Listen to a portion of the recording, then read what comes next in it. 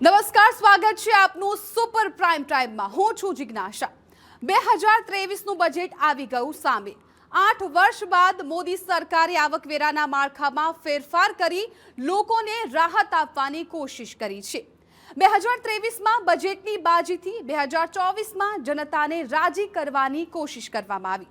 જો કે સૌથી મોટો સવાલ એ છે, આ બજેટથી આપના ઘરના બજેટને કેટલી થશે અસર? આપની બચત વધશે કે ઘટશે? શું મોંઘવારીમાંથી કોઈ રાહત મળશે? ખિસ્સામાં થોડા રૂપિયા વધશે કે પછી સ્થિતિ જેસે થે વૈસી રહેશે? આ તમામ બાબત પર આજે કરીશું વિશ્લેષણ. આપને સરળ ભાષામાં બજેટની તમામ આંટીઘૂંટી સમજાવીશું. નિષ્ણાંતોથી આપને સમજાવીશું આખરે બજેટથી આપને શું થશે ફાયદો અને શું થઈ શકે છે નુકસાન. ત્યારે જુઓ 2024નું ચૂંટણી લક્ષી બજેટ. તો આ દિવસ દરમિયાન TV9એ સતત બજેટને સરળ ભાષામાં સમજાવવાનો પ્રયત્ન કર્યો. અત્યારે પણ ગ્રાફિક્સ દ્વારા અમને સમજાવ્યું અને વધુ સરળ ભાષામાં સમજો બજેટને અમારા સંવાદદાતા અક્ષય પટેલ વધુ જાણકારી આપશે. તો આ તમામ બાબતો મેં આપને બતાવી કે આખરે બજેટને લઈને કઈ કઈ મહત્વની બાબત હતી, કેટલું નફો, કેટલો નુકસાન, સામાન્ય માણસને શું મળશે, શું થશે મોંઘું, શું થશે સસ્તું. પરંતુ બજેટને વધુ સારી રીતે સમજવા માટે, કારણ કે કેન્દ્ર સરકારની બીજી ટર્મનું આ છેલ્લું પૂર્ણ બજેટ છે, એટલે 2024 પર પણ તેની સ્વાભાવિક અસર લોકસભામાં થઈ શકે છે. આ મુદ્દાઓ પર આપણે ચર્ચા કરીએ છીએ ત્યારે વધારે સારી રીતે સમજવા માટે ચર્ચામાં મારી સાથે ઉપસ્થિત છે બીજલબેન ઝવેરી, કે જેઓ ફેકલ્ટી ઓફ મેનેજમેન્ટ પારુલ યુનિવર્સિટીના ડીન છે, સાથે રાજકીય વિશ્લેષક અજયભાઈ ઉમટ, કોંગ્રેસ તરફથી રોહનભાઈ ગુપ્તા અને ભાજપ તરફથી સાવરકુંડલાના ધારાસભ્ય મહેશભાઈ કસવાલા. આપ ચારેયનું સ્વાગત છે. સૌથી પહેલો સવાલ એ, કારણ કે ચારેયને હું એ પૂછીશ કે આપની રીતે રેટિંગ કેટલા આપશો? 10માંથી જો રેટ આપવાના હોય તો આપના હિસાબે, કારણ કે નંબર્સ આપની જોડે જ છે, આપણે શરૂઆત ત્યાંથી કરીએ. કે પૂછે છે માઇનસ શું છે? આપે કેટલા આપે? 9. 0 સર 7, 10. સ્વાભાવિક છે કે રોહનભાઈ કોંગ્રેસમાંથી 0 આપી રહ્યા છે અને મહેશભાઈ 10 આપી રહ્યા છે, પરંતુ વિશ્લેષકોથી શરૂઆત કરીએ. બીજલબેન, મારે એ સમજવું છે, કારણ કે જે દર્શકો જેને આ ટર્મિનોલોજીસ નથી ખબર પડતી, એના માટે બેઝિક અન્ડરસ્ટેન્ડિંગ માટે સામાન્ય માણસે આમાંથી શું લેવાનું છે? આ બજેટને આપ કઈ રીતે મૂલવશો? બજેટની વાત કરું તો આ ચૂંટણી પહેલાંનું છેલ્લું બજેટ છે અને કહી શકાય કે જે રીતે ડિજિટલાઇઝેશન પર ભાર મૂક્યો હતો તો 2023નું બજેટ અને આહટ 2024ની, એટલે ઘણો બધો ડાયમેન્શન જે લોંગ ટર્મનો છે, ડિજિટલને કેવી રીતે કવર કરી શકીએ અને સામાન્ય માણસ જેમ કે ખેડૂત હોય કે પછી ગૃહિણી હોય કે શિક્ષક વર્ગ હોય કે સામાન્ય માણસ કે જે પોતાનું કૃષિ ક્ષેત્ર પર જીવન નિર્વાહ ચલાવવાના માંગતો હોય, તો આ લોકો માટે કયા કયા બેનિફિટ સરકારે રજૂ કર્યા છે. પહેલી વાત તો કરું કે જે ટેક્સ સ્લેબમાં જે ફેરફાર કર્યા છે એનાથી કેટલા ફાયદા થશે અને ક્યાં ક્યાં એ લોકોને પોઝિટિવ ડાયમેન્શન્સ દેખાયા છે. બીજી વસ્તુ કરું કે ધારો કે જે સામાન્ય માણસ છે, પોતાની અમુક સ્કિલ્સ છે, દરેક આપણી પાસે જેટલા પણ રાજ્ય છે, દરેક રાજ્યના સામાન્ય માણસ પાસે અમુક એવી ક્રાફ્ટ્સમેનની આર્ટિસ્ટિક સ્કિલ છે જેનાથી એ પ્રોડક્ટ કરે છે, પણ એ પ્રોડક્ટ માર્કેટમાં બહાર જતી નથી. તો એને વેચવા માટે પણ ઘણી બધી સ્કીમ્સ રજૂ કરવામાં આવી છે. અને ત્રીજી વાત કરું કે જે પોતાનું બિઝનેસ શરૂ કરવા માંગે છે, તો બિઝનેસ શરૂ કરવા માટે પણ ઘણી બધી પોલિસી રાજ્ય સરકારે આપણને બતાવી છે. તો આ કહી શકાય કે આ યુનિયન બજેટથી અને યુનિયન બજેટ સાથે આપણું જે રાજ્ય સરકારનું જે બજેટ આવશે એમાં જો લિંકેજ બહુ સારા હશે તો ખરેખર આ બધા ડાયમેન્શન્સથી ફાયદો થવાના ઘણા ચાન્સ છે. રોહનભાઈ, સવાલ મને એ થાય કે 0 એટલે આપે માઇનસ પણ પૂછ્યું, એનું કારણ શું? કારણ કે જુઓ, ટેક્સેશન સિસ્ટમમાં પણ ફેરફાર છે, એ સિવાય 20 લાખ કરોડના ઇન્ફ્રાસ્ટ્રક્ચરની વાત કરી છે, યુવાઓને રોજગારની વાત કરવામાં આવી છે, અલગ અલગ મુદ્દાઓ એવા છે કે જે પ્રજાલક્ષી છે, તો પછી 0?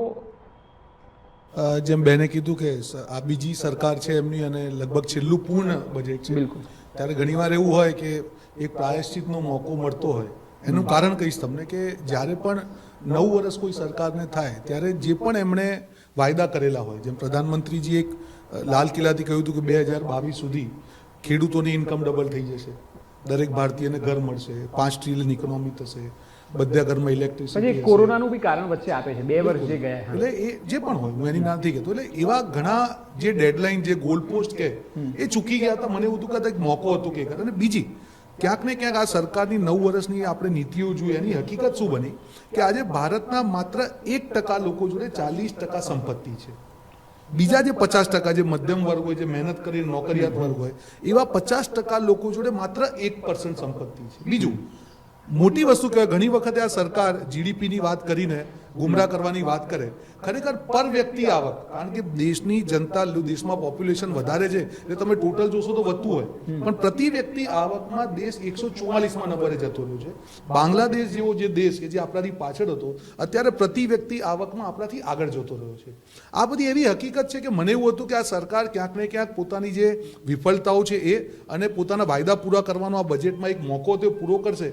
પણ તમે જુઓ કે ખરેખર શું છે. આજે એક તમે કોઈ વસ્તુને પિક્ચર, એક મિલેટ કહેવાય, મિલેટની વાત કરી કે ખેતીમાં અમે મિલેટને પ્રોત્સાહન આપીશું, પણ એનાથી જે ખેડૂતોને તમે એમએસપીની વાત કરી હતી કે એમએસપી વધારવાની વાત હતી, કૃષિ નિધિની જે વાત કરવામાં આવે છે, જે પ્રધાનમંત્રીની જે કિસાન સન્માન નિધિ, તમે જુઓ કે જે 12 કરોડ જે ખેડૂતોને લાભ મળતો હતો, અત્યારે છેલ્લો જે ઇન્સ્ટોલમેન્ટ છે એમાં ખાલી માત્ર 3.5 કરોડ ખેડૂતોને લાભ મળ્યો. એટલે જે ખરેખર કોન્ક્રીટ હોવું જોઈએ કે જે પીડિત વર્ગ કોણ, ખેડૂતો. આપણે બીજી વાત કરીએ કે 2 કરોડ નોકરીઓની એમણે વાત કરી હતી. બેરોજગારીનો ખૂબ મોટો પ્રશ્ન છે.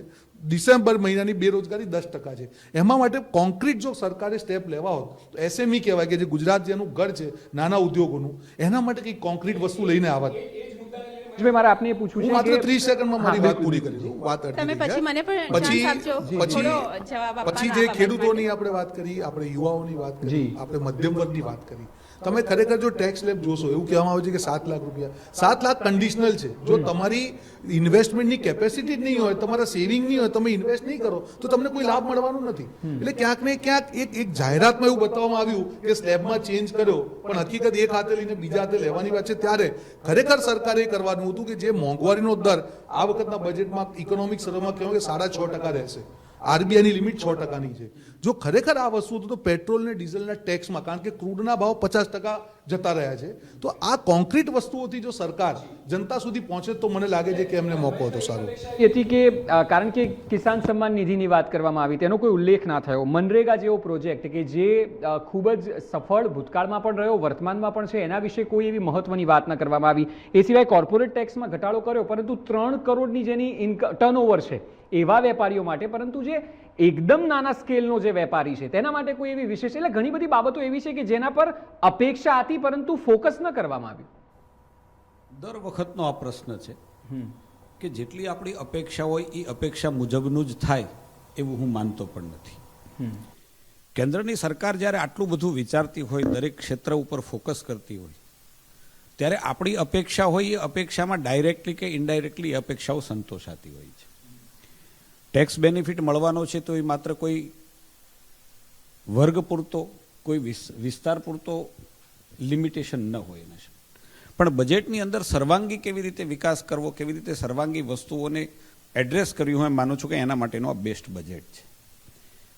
રોહનભાઈ ખૂબ સારી વાત કરી કે ભારતની અંદર વ્યક્તિગત ઇન્કમની વાત કરી. મારે એટલું જ કહેવું છે કે આજે જો આપણો દેશ વ્યક્તિગત ઇન્કમમાં ઇન્ટરનેશનલ કક્ષાએ 140-42, મારો રામ જાણે કેટલે હોય મને ખબર નથી, કારણ કે હું ત્યાં સુધી હજી પહોંચ્યો નથી. મારે હજી પહોંચવા, હું તો અહીંયા વિધાનસભા સુધી જ પહોંચ્યો છું. એટલે પણ મને એટલી ખબર પડે છે કે 8 વર્ષ પહેલા જે વ્યક્તિગત આવક હતી એની કરતાં આજે ડબલ આવક થઈ છે વ્યક્તિની આવક. આજે બજેટની અંદર એ આપે જોયું હશે, મારી પાસે છે, એ લીગલી છે. અને એક મિનિટ, આપને હું કહેતો નથી, આપની વચ્ચે પણ બોલ્યો નથી. તમારી પાસે છે તમારી રીતે સાચું હશે, મારી પાસે છે મારી રીતે સાચું હશે, મારી પાસે જે છે સરકારનો આંકડો છે. અને એટલા માટે મને એ કહેતા આનંદ થાય છે કે દેશની અંદર 8 વર્ષ પછી વ્યક્તિની આવક ડબલ થઈ હોય તો એ માનું છું કે કેન્દ્રની સરકારની સફળતાની એ નિશાની છે. મને ગમે એવી કેટલીક વાત, કેટલીક નવી શરૂઆત આ બજેટની અંદર થઈ છે.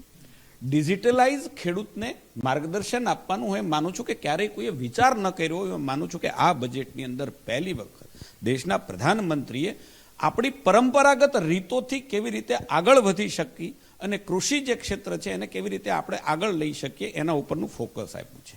પહેલી વખત સ્ટાર્ટઅપ, ખેતીની અંદર, કૃષિની અંદર સ્ટાર્ટઅપ એટલે નવું રિસર્ચ, નવા ઇનોવેશન કે ખેડૂતની અંદર કે કૃષિની અંદર લાવવા માટેનું પહેલું પ્રાવધાન આની અંદર છે. વાત કરી અનાજની, બાજરો, જુવાર, એના માટે આપણે કેવી રીતે બ્રાન્ડ બની શકીએ વિશ્વની અંદર, એના માટેના પ્રયાસો માટેના કેટલાક પ્રાવધાન આ બજેટની અંદર કરે છે. હું એમ માનું છું કે પરંપરાગત રીતો બજેટ એટલે પહેલાં મને ખ્યાલ છે કે આપણે એક જ વસ્તુ જોતા હતા, કેટલે ઇન્કમ ટેક્સમાં અંદર ઘટાડો થયો, કેટલો વધારો થયો, કેટલો ટેક્સની અંદર ઘટાડો થયો, ડાયરેક્ટ ટેક્સમાં ઇનડાયરેક્ટ ટેક્સમાં કેટલો વધારો થયો. હું એમ માનું છું કે આજે બજેટની ચર્ચામાં એ સિવાયના અનેક પાસાઓ છે. આજે બચત માટેની આપણે વાત કરી શકીએ, મહિલાઓ માટેની વાત કરી શકીએ, જળ સંચય માટેની વાત કરી શકીએ, ઇન્ફ્રાસ્ટ્રક્ચરની અંદર રેલવે બજેટની અંદર 1 લાખ કરોડ રૂપિયા વધારો કોઈ નાની વાત નથી. બેરોજગારીની વાત આપણે કેવી રીતે કરી શકીએ? જે કોઈ ઇન્ફ્રાસ્ટ્રક્ચરની અંદર, ચાહે રોડ ઇન્ફ્રાસ્ટ્રક્ચરની હોય, પરિવહન ઇન્ફ્રાસ્ટ્રક્ચર હોય, રેલવે ઇન્ફ્રાસ્ટ્રક્ચર હોય, રેલવે મારી દ્રષ્ટિએ હું માત્ર સરકારી નોકરીની ભરતીની આમે જાહેરાત કરી હોય તો જ એને રોજગારી કહી શકાય એવું માનતો નથી. પણ આટલા તમે જ કહ્યું કે 20 લાખ કરોડ રૂપિયાનું ઇન્ફ્રાસ્ટ્રક્ચર, તો ઇન્ફ્રાસ્ટ્રક્ચર એમનેમ થઈ જશે? શું જાદુઈ લાકડી આપણી પાસે છે? એની પાછળ એક બહુ મોટો રોજગારીનો પ્રશ્ન. આગળ આ મુદ્દાઓ સહિત સૌથી મહત્વનો મુદ્દો જે ટેક્સેશન સિસ્ટમનો છે, કારણ કે સામાન્ય માણસને, મિડલ ક્લાસને, નોકરિયાતને સીધો સ્પર્શતો મુદ્દો છે. તેના વિશે પણ આપણે ચર્ચા આગળ ચાલુ રાખીશું. એ પહેલા હાલ સમય થયો છે એક બ્રેકનો. જે રીતે બ્રેક પહેલા ચર્ચા થઈ રહી હતી બજેટને લઈને, જ્યારે એનાલિસિસ થઈ રહ્યું છે, સાથે બંને પક્ષ પોતપોતાની વાત રાખી રહ્યા છે, કોંગ્રેસ અને ભાજપ, ત્યારે અજયભાઈ આપને હું પૂછવા માંગીશ કે ઓવરઓલ, કારણ કે જો એક રાજકીય પાર્ટી તરીકે ભાજપને જોઈએ તો છેલ્લા બજેટમાં અલગ અલગ વર્ગને ચોક્કસ ટચ કરવાનો પ્રયત્ન કર્યો છે, જેમાં મહિલાઓને જે 2 લાખની બચત પર 7.5% વ્યાજની વાત હોય, કે યુવાઓને 20 લાખ કરોડના ઇન્ફ્રાસ્ટ્રક્ચર થ્રુ રોજગારીની વાત હોય, કે પછી કૃષિની વાત હોય. આપને લાગે છે કે આ મુદ્દાઓ જે છે તે 2024માં અને હવે પછીના જેટલી વિધાનસભા ચૂંટણીઓ છે તેમાં અસર કરતા હશે? દેખીતી રીતે આ બજેટ જે છે એ ચૂંટણીલક્ષી હતું અને 100% ચૂંટણીલક્ષી હોવું જ જોઈએ, કારણ કે કોઈ પણ રાજકીય પક્ષ જે છે એ અલ્ટિમેટલી ચૂંટણી જીતવા માટે જ આ બધી મશક્કત જે છે એ કરતી હોય છે. અને 2023માં 9 રાજ્યોની ચૂંટણી છે અને 2024માં એમને લોકસભાની ચૂંટણી જીતવી છે. એટલે એવું કોઈ જ બોલ્ડ ડિસિઝન જે છે એ તમને આ બજેટમાં નથી દેખાતું. દાખલા તરીકે રિફોર્મની વાત કરી હોય કે એવું કોઈ પેરાડાઇમ શિફ્ટ જે છે, માની લો કે અરુણ જેટલીના વખતમાં જે બજેટ આવ્યું હતું એ બજેટમાં તમે જીએસટીનો આખો એક રોડમેપ જોવા મળતો હતો. એમાં ઇન્ફ્રાસ્ટ્રક્ચર પર જે ભારણ આપવામાં આવ્યું હતું એ પણ હતું, અને સાથે કોર્પોરેટ ટેક્સ અને બીજું ટેક્સનું રેશનલાઇઝેશન કર્યું, ઇઝ ઓફ ડુઈંગ બિઝનેસ, તો એ એક વર્ડ આપણને મળ્યો હતો. એવું આ બજેટમાં કશું જ નથી. અને બીજું હું તમને સાચી વાત કહું, હેડલાઇન મેનેજમેન્ટ બહુ સારું છે, એના માટે બીજેપી જાણીતી પણ છે. આ દેશમાં 6.5 કરોડ લોકો છે જે ટેક્સ ભરે છે, ઇન્કમ ટેક્સ રિટર્ન ભરે છે. હકીકતમાં ટેક્સ કેટલો ભરે છે એ તો પાછો એક અલગ સવાલ છે. રોહનભાઈ જે વાત કરતા હતા ને, આ દેશમાં આર્થિક અસમાનતાની વાત, 1% લોકો પાસે 40.5% સંપત્તિ છે, પણ 50% લોકો પાસે 3% સંપત્તિ અથવા તો સંપદા છે. પણ એ 50% લોકો જે છે ને એ 64% જીડીપી આપણે તમારો જીએસટી ભરે છે, અને ટોપ 10% જે લોકો છે ને એ માત્ર 4% ભરે છે. હવે તમે ટેક્સના સ્ટ્રક્ચરમાં જે સુધારો કર્યો, સાહેબ આ દેશની 140 કરોડ વસ્તીમાંથી 6.5 કરોડ લોકો જે છે એ તમારું ટેક્સ રિટર્ન ભરે છે, પણ 55% લોકો કે જે આર્થિક અને ગ્રામીણ અથવા તો અસંગઠિત ક્ષેત્ર પર જે નિર્ભર છે એ લોકો માટે શું છે? માની લો કે તમે ડિજિટલાઇઝેશન ઇન એગ્રીકલ્ચરની વાત કરી, બરાબર છે કે નહીં? પણ હું તમને કહું, છેલ્લા 10 વર્ષમાં તમે CAGRની વાત કરો તો એગ્રીકલ્ચર CAGR ઓવરઓલ જે છે ને બજેટ, એમાં 11% વધ્યો છે, પણ એગ્રીકલ્ચરલ ક્ષેત્રનું જે અલોકેશન છે ને એ 12% ઘટ્યું છે. એટલે 12% એગ્રીકલ્ચર સેક્ટર જે છે એનું અલોકેશન જે છે ઘટ્યું છે. હવે તમે ડિજિટલાઇઝેશનની વાત કરો છો, એ છે ને આખું સપ્લાય ચેઇન મેનેજમેન્ટની આખી વાત છે. પણ મારો કડી કલોલનો ખેડૂત, ઉત્તર ગુજરાતનો ખેડૂત રાતના જ્યારે પાણી વાળવા જાય છે, ઠંડીમાં ઠૂંઠવાઈને બિચારો મૃત્યુ પામે છે, તો એને વીજળી, પાણી, એને ફર્ટિલાઇઝર, એને કેમિકલ, એને શ્રમિકોને આપવી પડતી મજૂરી, આ જે ઇનપુટ કોસ્ટ છે એની સામે મિનિમમ સપોર્ટ પ્રાઇસ મળે છે કે નથી મળતું? બીજું કે એને બિચારો ઇન્સ્યોરન્સ, જ્યારે ક્રોપ ફેલિયર જાય છે ત્યારે ઇન્સ્યોરન્સ જ્યારે ક્લેમ કરવા જાય છે ત્યારે જે પેલી ખાનગી કંપનીઓ છે એ એને એવા ધક્કા ખવડાવે છે કે બિચારાઓને સુસાઇડ કરવાની નોબત આવે છે. એટલે એ જે વસ્તુ છે ને એગ્રીકલ્ચરલ સેક્ટર પર આ બધી ઇન્કમ, આ બધી સ્કીમ જાહેર કરવાથી કંઈ થતું નથી. તમે એગ્રીકલ્ચર માટે એક્સેલરેટેડ ગ્રોથ જે છે એની વાત કરી, પણ બિચારો ખેડૂત, કડી કલોલનો ખેડૂત જે છે એના ટમેટા બજારમાં અમદાવાદ APMCમાં પેલા રૂમાલ નીચે મૂકી અને 20 રૂપિયા મણ વેચાય છે, પણ વસ્ત્રાપુરમાં 20 રૂપિયામાં 500 ગ્રામ ટમેટા પણ તમને મળતા નથી. એનો અર્થ શું કે વચેટિયાઓ છે ને એ માલદાર થાય છે. આપણે એ બી પૂછવું છે કે જ્યારે યુપીઆઈને ઇન્ટ્રોડ્યુસ કરવામાં આવી, ડિજિટલ પેમેન્ટની વાત કરવામાં આવી, ત્યારે સંસદમાં એ વાત હતી, અને કદાચ હું ખોટો ના હોઉં તો P. ચિદમ્બરમે જ કહી હતી કે આ દેશમાં શક્ય નથી ડિજિટલાઇઝેશન થવું. અને અત્યારે એ સ્થિતિ છે કે દેશમાં વ્યાપક પ્રમાણમાં લોકો નેટ બેન્કિંગ અને ઓનલાઈન પેમેન્ટનો ઉપયોગ કરે છે. તો પછી જો કૃષિમાં ડિજિટલાઇઝેશન હોય તો એ તો આવકારવાલાયક પગલું હોઈ શકે, કારણ કે આવનારા સમયમાં તો બધું ડિજિટલ થઈ શકે. ડિજિટલાઇઝેશનનો કોઈ વિરોધની વાત જ નથી. જે શરૂઆત થઈ દેશમાં, આપણે ઇન્ટરનેટ ક્રાંતિની વાત હોય, જે રાજીવજીના સમયમાંથી શરૂઆત થઈ. મુદ્દો એ છે કે જે આજે પણ ઇન્ટરનેટની સ્પીડમાં ભારતનો નંબર વર્લ્ડમાં 104 નંબરે છે. તમારે ડિજિટલાઇઝેશનની સ્પીડ જો વધારવી હોય તો ક્યાંક ને ક્યાંક એ જે 5Gની વાત છે એ તમારે બ્રોડબેન્ડનું નેટવર્ક તમારે અહીંયા વધારવું પડશે. નંબર 1. જે અજયભાઈએ વાત કરી કે યસ ઇટ ઇઝ વેલકમ, પણ જ્યાં સુધી તમારી જે પાયાના મુદ્દા છે તમે એને સોલ્વ કર્યા વિના, તમે આજે એવું છે કે તમે 4થું ધોરણ પાસ નથી કર્યું અને 12મા ધોરણની પરીક્ષાની વાત કરો છો, કે જે MSPની વાત છે, કે જ્યાં સરકારે જે 3 કાળા કાયદા પાછા લીધા ત્યારે MSPને કાયદો બનાવવાની વાત હતી. એમાં એમને કીધું કે અમે MSPની વાત, આજે કેમ MSPની વાત નથી? કૃષિ નિધિની વાત કરી, એમાં પણ નથી. ખેડૂતોને ડાયરેક્ટ બેનિફિટ પહોંચે એવી કોઈ પણ વાત જ્યારે આ બજેટમાં તમે કીધું, મનરેગા જ્યાં એક એનું બજેટ વધારવાની જગ્યાએ ઓછું કરવામાં આવ્યું, તો જ્યાં ડાયરેક્ટ એમ્પ્લોયમેન્ટની વાત છે, જ્યારે એવા એક પણ સ્ટેપ લેવામાં ના આવે ત્યારે ઓબ્વિયસલી હું માનું છું હેડલાઇન મેનેજમેન્ટ બીજેપીની માસ્ટરી છે, પણ જો પાયાના લોકો સુધી, તમે કહો છો કે ચૂંટણીલક્ષી બજેટ છે પણ માત્ર જાહેરાતોથી જનતાને જો એનો બેનિફિટ નહીં મળે, ખરેખર જો કૃષિ નિધિની આપણે વાત કરીએ તો 12 કરોડ ખેડૂતોને જે લાભ મળતો હતો, શા માટે 3 કરોડ સુધી પહોંચી ગયો? વીમા યોજનાની વાત કરી કે પ્રાઇવેટ કંપનીઓ દ્વારા શોષણ કરવામાં આવ્યું. એટલે ખેડૂતો માટે એવી કોઈ વસ્તુ આ બજેટમાં નથી જેથી ખેડૂતને એવું લાગે કે મારી ઇન્કમ, જે પ્રધાનમંત્રી કીધું હતું કે ડબલ થશે, કદાચ જે અડધી બી રહી જાય તો બી ખેડૂત ખુશ થશે. તમામ મુદ્દાઓ ચોક્કસ છે, પરંતુ એ સિવાય 2024ની જ્યારે ચૂંટણીની વાત કરતા હોઈએ ત્યારે PM આવાસ યોજનાનું જે બજેટ વધારવામાં આવ્યું, ત્યારબાદ મફત રાશનની વાત કરવામાં આવી, મહિલાઓને વ્યાજની વાત કરવામાં આવી, 20 લાખ કરોડના ઇન્ફ્રાસ્ટ્રક્ચર. આ મુદ્દાઓ એવા છે કે જે ચોક્કસ દેખીતી રીતે સામાન્ય માણસને સ્પર્શે. આ મુદ્દાઓ પર પણ ચર્ચા આગળ કરીશું. એ પહેલા હાલ સમય થયો છે એક બ્રેકનો.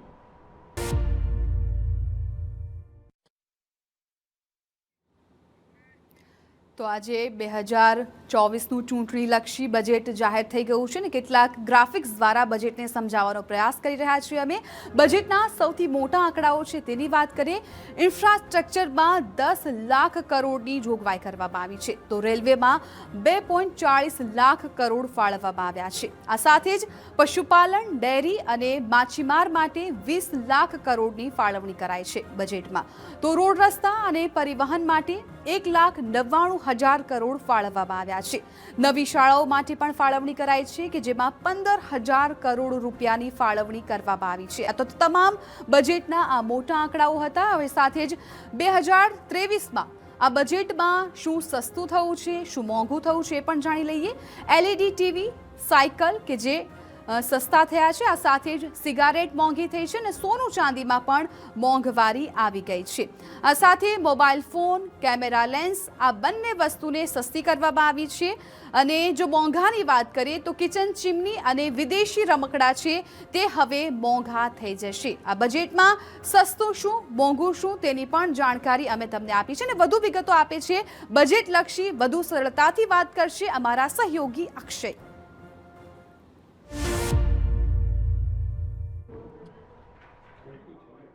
તમામ મુદ્દાઓ જે સતત ચર્ચી રહ્યા છે. અને બીજલબેન, મારે આપને પૂછવું છે, એક તો સરકારે ટુરિઝમને વધારવાની વાત કરી, એ સિવાય ઇન્ફ્રાસ્ટ્રક્ચરને 20 લાખ કરોડની વાત કરી. આપે જણાવો કે આના માધ્યમે એક તો રોજગારી કેવી રીતે સર્જાય અને તેની સીધી અસર ઇકોનોમી પર કઈ રીતે પડતી હોય છે? આપીશ, પણ એ પહેલાં જે યુપીઆઈની પણ આપણે પહેલાં જે મુદ્દામાં વાત કરી રહ્યા હતા, 2017માં યુપીઆઈ સિસ્ટમ ખાલી 35 બેંકે અડોપ્ટ કરી હતી, પણ તમે અત્યારે જોવા જાઓ તો 350 બેંકથી વધારે યુપીઆઈ સિસ્ટમ અડોપ્ટ કરી છે. એ બતાવે છે કે ડિજિટલાઇઝેશનની શરૂઆત, પાયાની શરૂઆત 2020થી થઈ હતી, પેન્ડેમિકથી, અને આપણે અત્યારે જતાં 24-25માં એની રિયલ ઇફેક્ટ દેખાશે. હવે તમે બીજી વાત કરો છો ઇન્ફ્રાસ્ટ્રક્ચરની, તો ઇન્ફ્રાસ્ટ્રક્ચર જે ઇન્વેસ્ટમેન્ટ કરવામાં આવ્યું છે લાસ્ટ ટાઈમ જે હતું તે 7 લાખ કરોડ હતું ને અત્યારે જે કરવામાં આવ્યું છે તે 10 લાખ કરોડ પ્લસ છે. હવે એવું કહેવા જોઈએ કે ઇન્ફ્રાસ્ટ્રક્ચરથી શું ફાયદો? તો ઇન્ફ્રાસ્ટ્રક્ચર ઇટ મીન્સ કે તમારી પાસે અત્યારે જેટલા પણ ગ્રાઉન્ડ લેવલના તમારે પ્રોજેક્ટ હશે, રાતોરાત કોઈ પણ ફેસિલિટી ઊભી નથી થતી. એ ફેસિલિટી ઊભી કરવા માટે પણ ઘણા બધા એમ્પ્લોયમેન્ટ ઓપોર્ચ્યુનિટી જનરેટ કરવાની જરૂર છે. અને બીજો મુદ્દો કહીએ કે ટુરિઝમ સેક્ટર, ટુરિઝમના પણ જે ડાયમેન્શન તમે જુઓ, પેન્ડેમિક પછી ટુરિઝમને જે લેવલ પર ગ્લોબલ વિશ્વ લેવલ પર દરેક વસ્તુ, કારણ કે આપણે ત્યાં ભારતમાં એક વસ્તુ એવી છે કે જે આપણે ગ્લોબલ લેવલ લેવલ પર આપણે કરી શકીએ છીએ, જે અત્યારે યોગની હિસાબે પણ છે. અત્યારે આ વાત કરી ઇન્ડિયન મિલેટ માટે, જે ઘણા બધા ખરીફ પાક છે, જે ખરીફ પાકના બેઝ પર અત્યારે જે ઇન્ટરનેશનલ સેલિબ્રેશન, ઇન્ટરનેશનલ જે દિવસ કરાવ્યો હતો, એનાથી પણ બતાવે છે કે જે એગ્રીકલ્ચર સેક્ટરમાં જેટલા લોકો છે એ લોકો માટે પણ કેવી રીતે ઓપોર્ચ્યુનિટી જનરેટ થઈ શકે છે.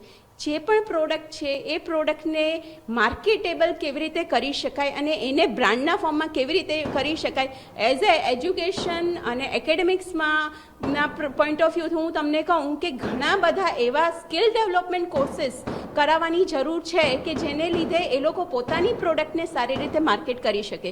અને આ જે લાસ્ટ પોઈન્ટ કે ટુરિઝમને જે વિશ્વ લેવલ પર લઈ જવા માટે ઘણા બધા યોજનાઓ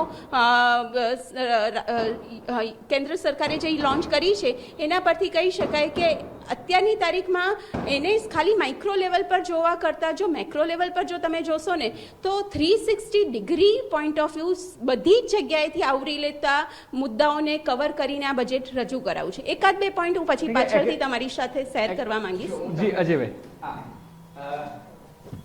મેડમે છે ને ગ્લોબલ લેવલની વાત કરી. હું તમને કહું કે ઇન્ફ્લેશન લેવલ જે છે એ તમે જાણો છો એઝ પ્રોફેસર ઓફ ઇકોનોમિક્સ કે ઇન્ફ્લેશન લેવલ જે છે એ ઓલ ટાઈમ હાઈ છે. ઇન્ટરેસ્ટ રેટ જે છે એ ઓલ ટાઈમ હાઈ છે. લિક્વિડિટીના ઇસ્યુ છે, એટલે લિક્વિડિટીના ઇસ્યુને એડ્રેસ કરવા માટે ફાઇનાન્સ મિનિસ્ટરે જે છે આ 10 લાખ કરોડનું ઇન્ફ્રાસ્ટ્રક્ચરનું કર્યું છે એ હું માનું છું કે એક બહુ સારી વાત કરી છે, કે કારણ કે એનાથી સંગઠિત અને અસંગઠિત બંને ક્ષેત્રમાં રોજગારીની તકો જે છે એ આવશે. બીજું કે ટેક્સ જે ઘટાડવાની જે વાત છે, આ વર્ષે એનો એટલો બધો એડવાન્ટેજ નહીં મળે કારણ કે આ વખતે જૂની અને નવી રિઝિમ બંનેનો આવશે, પણ આવતા વર્ષે થશે તો પણ એક ફીલ ગુડ ફેક્ટર ચોક્કસ આવશે ને એના કારણે બજારમાં જે છે એક લિક્વિડિટી પણ આવશે અને માંગ અને પુરવઠા વચ્ચે જે છે એ સંતુલન થશે. પણ બીજું કે જે મોંઘવારી અત્યારે જે ઓલ ટાઈમ હાઈ છે, સારી વાત એ થઈ છે કે ચોમાસું આ વખતે સદનસીબે સારું થયું છે, પણ આ બધી જ વસ્તુ ગઈકાલે હું ચીફ ઇકોનોમિસ્ટ એડવાઇઝર જે છે ગવર્મેન્ટ ઓફ ઇન્ડિયાને એને હું સાંભળતો હતો, એને કહ્યું કે 6.8%નો જે ગ્રોથ કોરોના પછી આપણી ઇકોનોમિક અર્થતંત્ર જે છે પાટે આવી રહ્યું છે, સારી વાત છે, પણ એને કીધું આ બધું જેમ કે કન્ડિશન સપ્લાય છે, એનો કન્ડિશન સપ્લાયનો અર્થ કે ગ્લોબલ માર્કેટ જે છે ને એના પર આધારિત છે. એનો અર્થ એ કે રશિયા અને યુક્રેન વચ્ચેની વોરની સ્થિતિ ન થવી જોઈએ, કોરોના જેવું કોઈ પેન્ડેમિક જે છે એ ના આવવું જોઈએ, ચીન અને અમેરિકા વચ્ચે ફરી પાછું કરન્સી વોર ના થવું જોઈએ, પાકિસ્તાન કે અફઘાનિસ્તાન છે એ આપણને ડિસ્ટર્બ ના કરવું જોઈએ, ચીન ભારતને ડિસ્ટર્બ ના કરે. અને બીજું કે ક્રૂડ ઓઇલ જે છે એ સદનસીબે અત્યારે ઓછો છે, પણ ક્રૂડ ઓઇલની પ્રાઇસ ફરી પાછું કોઈ કારણસર જો વધે તો ફરી પાછી આપણી ઇકોનોમી પર જે છે એની એકદમ માઠી અસર થશે. અને બીજું હું તમને કહું કે સૌથી ખરાબ હાલત એ છે કે આપણી જે CAD જે છે કરંટ અકાઉન્ટ ડેફિસિટ જે છે એ 6% જેટલી ઊંચી છે. સાહેબ 2.8 to 3.5 હોવી જોઈએ તમારી કરંટ અકાઉન્ટ ડેફિસિટ. સાહેબ 6% એટલે બહુ જ વધારે પડતું કહેવાય. અને ફોરેક્સ જે છે આજની તારીખે કમ્ફર્ટેબલ લેવલ પર છે. ગવર્મેન્ટ ઓફ ઇન્ડિયાનું $575 અબજ છે. પણ હું તમને કહું કે ઇન્ફ્લેશનના રેટ GDPમાં જે આકલન આપ્યું છે એ તમે જો ઇન્ટરનેશનલ મોનિટરી ફંડ જે છે એને આપનું આકલન ગઈકાલે જ ઘટાડી દીધું છે. અને શેર બજાર જે છે ને સૌથી મોટું ઇન્ડેક્સ આપતું હોય છે. સવારે પહેલા કલાકમાં શેર બજાર ઉપર ગયું અને પછી તમે જોયું કે ધડામ લઈને નીચે પડ્યું, ફરી પાછું સરકારે ઉચકવાની કોશિશ કરી તો ફરી પાછું ફ્લેટ ગયું. અને અદાણીના શેર્સ જે છે તમે જુઓ કે 30% જેટલા ડાઉન થાય. એનો અર્થ એ કે એક ગ્લોબલ રિપોર્ટ આવે છે એનાથી જો ભારતના અબજોપતિ 2 નંબરથી 15 નંબર પર જતા હોય તો ગ્લોબલ ઇકોનોમીની કેટલી અસર છે.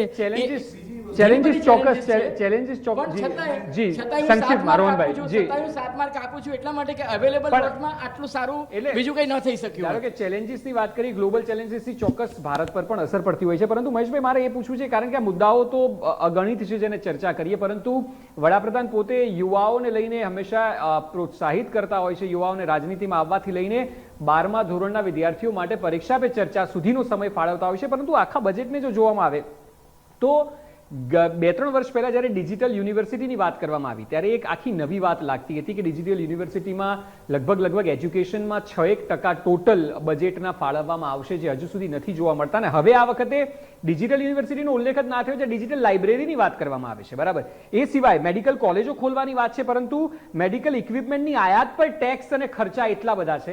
એટલે યુવાઓને પ્રોત્સાહિત કરવા માટે જે ત્વરિત પગલાં લેવા જોઈએ, જે એજ્યુકેશન પાછળ ખર્ચાવા જોઈએ, તેટલો રિસ્પોન્સ બજેટમાં નથી જોવા મળતો.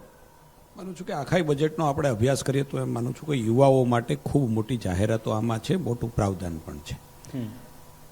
નજરે વળગે એવું કદાચ તમને ન પણ મળ્યું હોય તો પણ લાઇબ્રેરી, ડિજિટલ લાઇબ્રેરી ગામડાઓની અંદર આજે ખૂબ જરૂરી છે.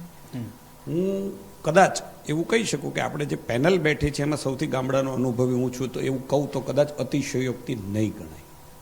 ગામડામાંથી આવું છું. ગામડાનો પ્રવાસ મેં 3 વખત ચૂંટણી પછી પણ કર્યો છે. આ બજેટની બહારની વાત કરું છું.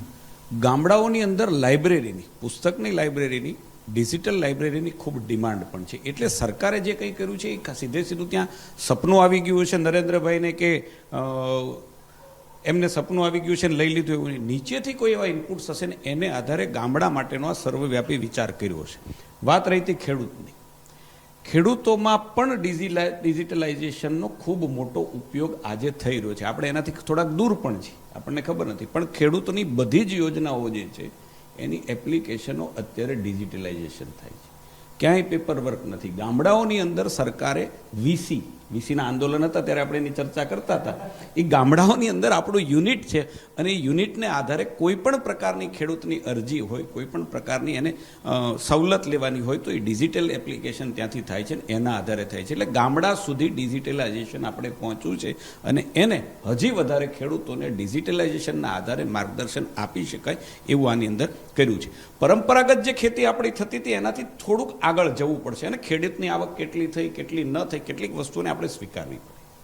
6 કે 8 મહિના પહેલા એસબીઆઈ કોઈ સરકારની સંસ્થા સીધી નથી, રિઝર્વ બેંક દ્વારા સંચાલિત સંસ્થા છે. એના રિપોર્ટને આધારે એટલું આપણે સ્વીકારવું જ પડે કે ખેડૂતોની આવકમાં ખૂબ મોટો વધારો થયો છે, સુધારો થયો. આજે પણ કેટલાક લોકો આ બજેટને 0 આપે તો માની શકાય કે એની દ્રષ્ટિએ 0, એ માનવા જ તૈયાર નથી કે દેશની 5મી સૌથી મોટી ઇકોનોમી છે એ દેશનું બજેટ આજે પસાર થઈ ગયું, માનવા જ તૈયાર નથી. તો આપણે એને કંઈ કહી ન શકીએ, પરંતુ એ વાતને આપણે સ્વીકારવી પડે કે કેટલીક સંવૈધાનિક સંસ્થાઓ જે પ્રકારના રિપોર્ટ આપે છે આપણે એને માનવા પડે, સરકારના આંકડાઓને સ્વીકારવા પડે. એક આંકડો એક આંકડો શાંતિ રાખો. એક આંકડો અત્યારે આવ્યો કે 11.5 કરોડ લોકોના, ખેડૂતોના ખાતામાં સીધા પૈસા જાય છે. બજેટની અંદર એનો ઉલ્લેખ છે કે 11.4 કરોડ લોકોના ખાતાની અંદર આટલા પૈસા ગયા છે. કોઈ વ્યક્તિ એવું કે ના 2 કરોડ છૂટ છે. હું તો કહું નથી કોઈ ખેડૂતના ખાતામાં ગયા તો પણ છૂટ છે. જવાબ જ લઈએ. મારે બરાબર ન એનું કહી જોઈએ, પરંતુ મને એટલી ખબર છે કે હું ખેડૂતોની વચ્ચેથી આવું છું. આપણે મુદ્દો રાખ્યો તો પછી સરકારી આંકડા માનવા પડે. હા, મારા તાલુકાની અંદર, મારા વિધાનસભા વિસ્તારની અંદર 93% ખેડૂતોને આ પૈસા જાય. ઠીક છે. આ મુદ્દા પર રોહનભાઈ જવાબ આપે, કારણ કે એ એનો ઓપોઝ કરી રહ્યા હતા. જે હમણાં વાત થઈ, અજયભાઈ બી વાત કરી કે મોટામાં મોટો જે મુદ્દો મેં કેમ 0 આપ્યો કે મોંઘવારી અને બેરોજગારી, આ બે એવા મુદ્દા છે કે આજે દેશની જનતા બંને મુદ્દા ભોગવી રહી છે. જે મોંઘવારી દરની વાત કરી, ઇકોનોમિક સર્વેએ પણ કીધું કે જે આરબીઆઈની બેન્ડ છે 6%ની, મોંઘવારી દર એના ઉપર રહેશે એટલે 6.5% રહેશે. આપણે જોયું હશે કે છેલ્લા લગભગ 6 મહિનામાં, કારણ કે ઇન્ફ્લેશન વધારે હતું એટલે સરકારે જે બેંક રેટ વધારે, હોમ લોનના દર, તમે જે લોકો સાથીઓ TV9 જોતા હશે, દરેકના હોમ લોનનો ઇન્સ્ટોલમેન્ટ કેટલો વધી ગયો છે તમે એમને જઈને પૂછો. એ મારો મુદ્દો નથી, હું કોઈ હવાવાળી વાત નહીં કરું. તમે પૂછો કે એમનું બજેટ કેટલું વધી ગયું. પેટ્રોલ અને ડીઝલની વાત કરી, હમણાં એમણે વાત કરી કે વેટ, જે જીએસટી જે મેક્સિમમ ક્યાંથી આવે છે, સામાન્ય માણસ જોડેથી આવે છે. એટલે ખરેખર જો આ સરકારની નિયત હોત, જ્યાં સુધી ડાયરેક્ટ બેનિફિટ જનતાને ના મળે ત્યાં સુધી આપણે હવામાં વાતો કરીને કોઈ મતલબ નથી. એટલે મુખ્ય મુદ્દો એ છે કે જે બજેટની જોડે મોકો હતો કે ક્રૂડના ભાવ જ્યારે અડધા થઈ ગયા છે ત્યારે ક્યાંક ને ક્યાંક જો જનતા સુધી આનો બેનિફિટ પહોંચાડે તો એનાથી ડિમાન્ડ વધત. જો ડિમાન્ડ વધત તો જે અત્યારે કન્ઝમ્પશન સૌથી લો છે એમાં કન્ઝમ્પશનમાં ઇમ્પ્રુવમેન્ટ થાત, કન્ઝમ્પશનમાં ઇમ્પ્રુવમેન્ટ થાત તો પ્રોડક્શનમાં ઇમ્પ્રુવમેન્ટ થાત, પ્રોડક્શનમાં ઇમ્પ્રુવમેન્ટ થાત તો ઇકોનોમિક જે ગ્રોથ છે એને બેનિફિટ મળે. બીજી જે અમને વાત કરી કરંટ અકાઉન્ટ ડેફિસિટ, ખૂબ મોટો મુદ્દો છે. જે પ્રકારે અત્યારે ઇન્ટરનેશનલ વોલિટિલિટી છે, જે રીતે અત્યારે કરંટ અકાઉન્ટ ડેફિસિટ વધી રહી છે, જો સરકાર ડિમાન્ડ વધારવામાં કામયાબ નહીં રહે, ગઈ વખતે એસ્ટિમેટ હતો 8.5%નો ઇકોનોમિક સર્વે પ્રમાણે, એકચ્યુઅલ જે ગ્રોથ થયો 7% થયો, 15% માઇનસ થયું ગ્લોબલ રીઝન્સના કારણે.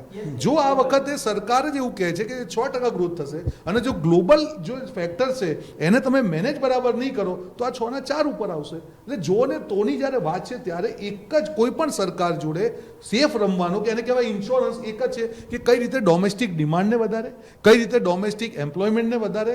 જ્યાં સુધી જનતા જોડે સીધા પૈસા નહીં જાય ત્યાં સુધી હું નથી માનતો.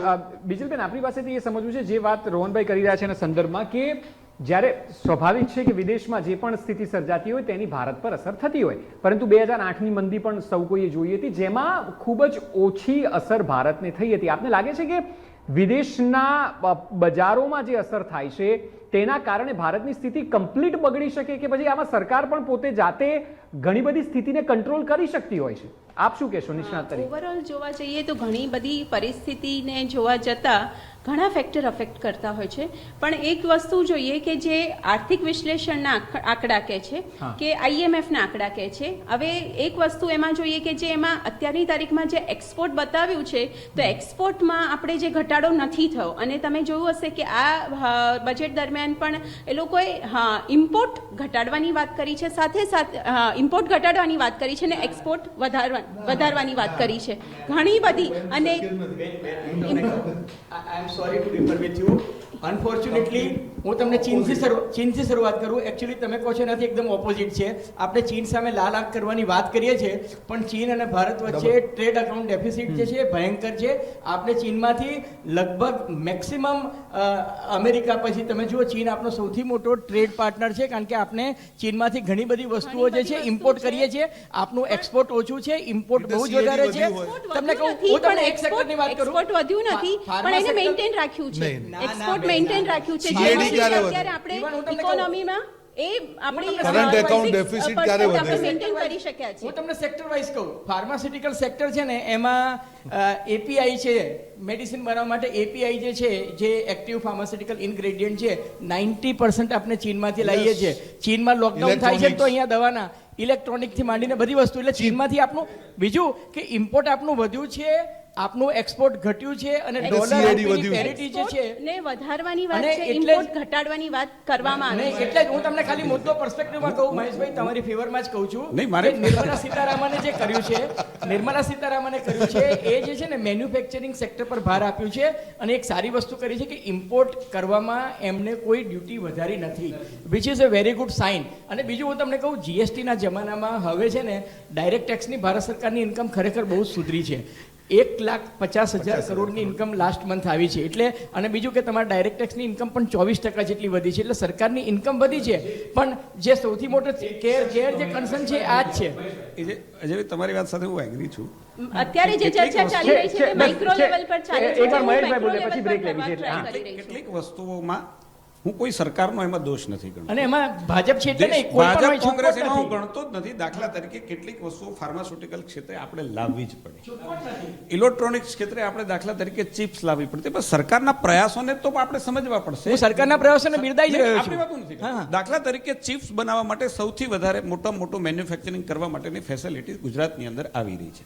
તો આપણે એ પરિસ્થિતિમાં છીએ જેમાં હું કોઈ પાર્ટીને કે કોઈ સરકારને દોષિત નથી ગણતો. એ નેચરલ આપણા દેશની અંદર જે ડેફિશિયન્સી હતી, પરંતુ એને પૂર્તિ કરવા માટે કે એને પહોંચી વળવા માટે સરકાર જે પ્રયાસો બજેટની અંદર જે કરી રહી છે એને તો વિચારવું પડશે. આપણે તે સગવડિયું કેવું છે, સગવડ કેવી છે કે આપણે જ્યારે ડોમેસ્ટિક કોઈ ઇસ્યુ ઊભા થાય અને ઇન્ટરનેશનલ અસરને કારણે થતા હોય, વિદેશી અસરને કારણે થતા હોય, ત્યારે આપણે એને માનવા તૈયાર નથી થતા. અત્યારે દાખલા તરીકે મોંઘવારીના પ્રશ્ને આપણે એક બાજુ એમ કહીએ છીએ કે ના, ઇકોનોમી છે, એમાં આવું થશે, આવનારા સમયની અંદર ઇન્ટરનેશનલ આવા પરિબળો ઊભા થશે, યુદ્ધની સ્થિતિ થશે, તો શું થશે? જો ને તો હું માનું છું કે આ બરાબર છે, પરંતુ જ્યારે પેટ્રોલ, ડીઝલ, પેટ્રોલિયમ પ્રોડક્ટ, અન્ય પ્રોડક્ટ એના આને આધારે જ્યારે ફ્લક્ચ્યુએશન થાય ત્યારે આપણે એને માનવા તૈયાર નથી. ત્યારે એમ કે આ તો સરકારની નિષ્ફળતા. તમામ મુદ્દા જે આપ મારે બ્રેકનો સમય છે મહેશભાઈ, મારે વાત એ કરવી છે કે સરકારે જે પ્રકારે આ બજેટની અંદર ઈ બાઇક, બેટરી, એના માટેનું જે પ્રાવધાન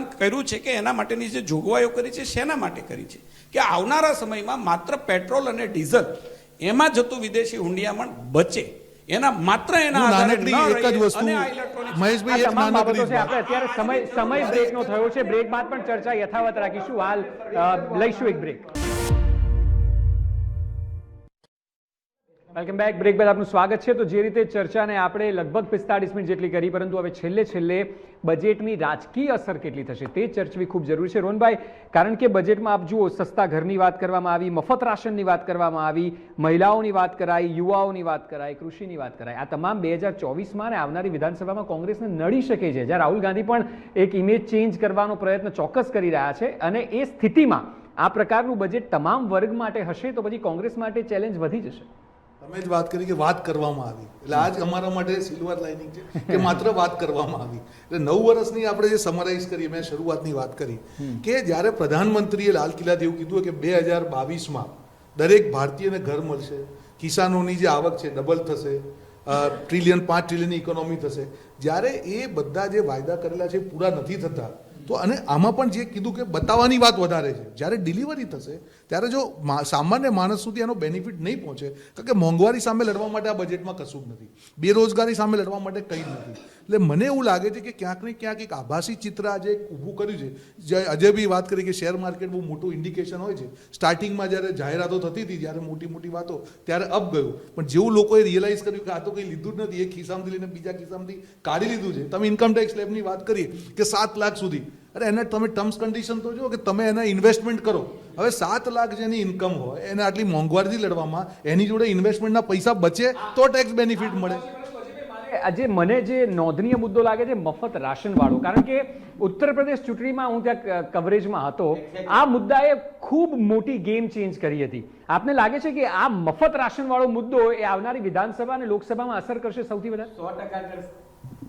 100% કરશે અને ભારતીય જનતા પાર્ટીને એનો રાજકીય લાભ મળશે. હકીકત એ છે, તમે જુઓ કે નિર્મલા સીતારામનજી જ્યારે બોલ્યા ને ત્યારે એમનું ઓપનિંગ સ્ટેટમેન્ટ એ હતું કે હર ભૂખે કો 2 ટંક અનાજ મિલેગા. એટલે એનો અર્થ એ કે 87 કરોડ લોકોને 2 ટંક અનાજ મળશે, કોઈ ભૂખા નહીં સોએગા, એ કહ્યું હતું. એ વાતનો ભૂતકાળમાં માનનીય પ્રધાનમંત્રીએ પણ ઉલ્લેખ કર્યો હતો. એનો અર્થ એ કે ભાઈ ગમે તેવી ક્રાઇસિસમાં આ કરશું. બીજું કે મનરેગા જે છે એને આ લોકોએ બંધ નથી કરી. અને ત્રીજું કે જે મહેશભાઈએ કહ્યું ને કે ડાયરેક્ટ બેનિફિટ ટુ ફાર્મર, એના અકાઉન્ટમાં પૈસા જમા થાય છે, એ એક હકીકત છે. અને મને તો એટલી પણ ખબર છે કે એ અકાઉન્ટમાં જમા થાય છે નહીં, SBIના ઓફિસરો એ ખેડૂત જોડે વેરિફિકેશન પણ કરે છે કે ભાઈ તમારા અકાઉન્ટમાં પૈસા આવ્યા કે નહીં. એટલે એનો અર્થ એ કે જે ડાયરેક્ટ બેનિફિશિયરીનો જે એડવાન્ટેજ મળ્યો છે, આ 3 બાબત જે છે એ ભારતીય જનતા પાર્ટીને ચોક્કસ એનાથી લાભ થવાનો. અને આ વર્ષે જે 9 રાજ્યોની વિધાનસભા ચૂંટણી આવી રહી છે, ખાસ કરીને કર્ણાટક છે, મધ્યપ્રદેશ છે, રાજસ્થાન છે, છત્તીસગઢ છે અને ઇવન તેલંગાણામાં ભારતીય જનતા પાર્ટી એમાં પણ એનો ફાયદો ઉઠાવશે અને 2024 લોકસભાની ચૂંટણીમાં પણ એનો. ના તો પછી એક કારણ કે આપ લોકસભા અને વિધાનસભાની વાત કરો, ભારત જોડો યાત્રાની કેટલી અસર થશે? કારણ કે ભારત જોડો યાત્રાએ કોંગ્રેસ પાર્ટીને ડેફિનેટલી રિવાઇવ કરી છે અને રાહુલ ગાંધીની જે ઇમેજ હતી એ ઇમેજ ચોક્કસ વધુ સુદૃઢ થઈ છે. રાહુલ ગાંધી એક મેચ્યોર નેતા તરીકે આવ્યા છે. પેલી પપ્પુ છાપ જે એક ઇમેજ ઉપસાવવાની કોશિશ કરી હતી એ નીકળી ગઈ છે અને રાહુલ ગાંધીએ પુરવાર કર્યું છે કે ફિઝિકલી ફિટ છે. એ ચેલેન્જ ફિઝિકલી ફિટ છે, એ ખૂબ મહત્વનો મુદ્દો છે, કારણ કે પોલિટિકલ ડિફરન્સીસ હોઈ શકે, પણ આટલું બધું ચાલવું મહેશભાઈ એક ચેલેન્જના સ્વરૂપે આવશે. આ બજેટમાં તમામ વર્ગોને આવરી લેવામાં આવે છે, પણ રાહુલ ગાંધી એક મોટી ચેલેન્જ તરીકે આવશે. 100%. પહેલી વાત, આ બજેટ છે એ માત્ર ઇલેક્શન લક્ષી બજેટ નથી એવું માનું છું. ઓકે, પહેલી વાત કે જ્યારે એવા ડિસિઝનો લીધા છે, હાર્શ સ્ટેપ જેને કહેવાય છે, બજેટની વાત સાહેબે જ કરી હમણાં કે અરુણ જેટલી હતા ત્યારે એક ડિસિઝન લીધા હતા, GSTના ડિસિઝન લીધા હતા, નોટબંધીના ડિસિઝન લીધા હતા, ત્યારે પણ ભારતીય જનતા પાર્ટી જીતી છે. હું ચોક્કસ એવું માનું છું કે માત્ર બજેટથી જ ચૂંટણી જીતી શકાય એવું હું માનતો જ નથી. બીજી વાત, દર ઇલેક્શન પહેલા રાહુલ ગાંધીની છબી માટે અલગ અલગ પ્રયાસો આપણે એની ડિસ્કશન પણ કરી છે. એના માટે એજન્સીઓ પણ રખાઈ છે, વિદેશ પણ મોકલાયા છે, એજ્યુકેશનાલિસ્ટને એની સાથે રખાય. ઠીક છે, અમે પણ એવું માનીએ છીએ કે ભારતીય જનતા પાર્ટી ક્યારેય પણ, ચાહે રાહુલ ગાંધી નેતા છે, અમે માનીએ છીએ, અમારા માટે ચેલેન્જ છે, અમે ક્યારેય વિપક્ષને ઓછો આંકતા નથી. આપ જે કરી રહ્યા છો, 30 સેકન્ડ, ખાલી 30 સેકન્ડ, 10 સેકન્ડ. રાહુલભાઈ, જે તમે ભારત જોડો યાત્રાની, કદાચ એ સવાલ તમારે મને પૂછવા જેવો હતો. 3 મુદ્દા એમાં, એટલે મેં સાચો એમને જવાબ પૂછ્યું કે છે. વિશ્લેષણ કરી શકેલા.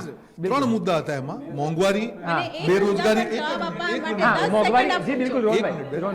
મોંઘવારી, બેરોજગારી અને એકતા, જે ધાર્મિક, જે આ 3 મુદ્દા ઉપર ભારત જોડો યાત્રા જે રીતે સફળ થઈ છે. અને આજે આ બજેટમાં આ 2 મુદ્દાને એડ્રેસ નહીં કરીને ભાજપે કોંગ્રેસને એક તક આપી છે. આ તમામ મુદ્દાઓ છે. આપ ચારે ગેસ્ટ ચર્ચામાં જોડાયા બદલ આપનો ખૂબ ખૂબ આભાર. તો બજેટ ચોક્કસ રજૂ કરવામાં આવ્યું 2023-24નું, પરંતુ 24ના ઇલેક્શનમાં પણ તેની અસર થઈ શકે છે. અલગ અલગ વર્ગોને, તબક્કાઓને આવરી લેવાનો ચોક્કસ પ્રયત્ન કર્યો છે. જો કે એની અસર કેટલી થાય છે તે તો આગામી સમયમાં ખબર પડશે. અમારી વિશેષ રજૂઆતમાં હાલ બસ આટલું જ. ધન્યવાદ. નમસ્કાર.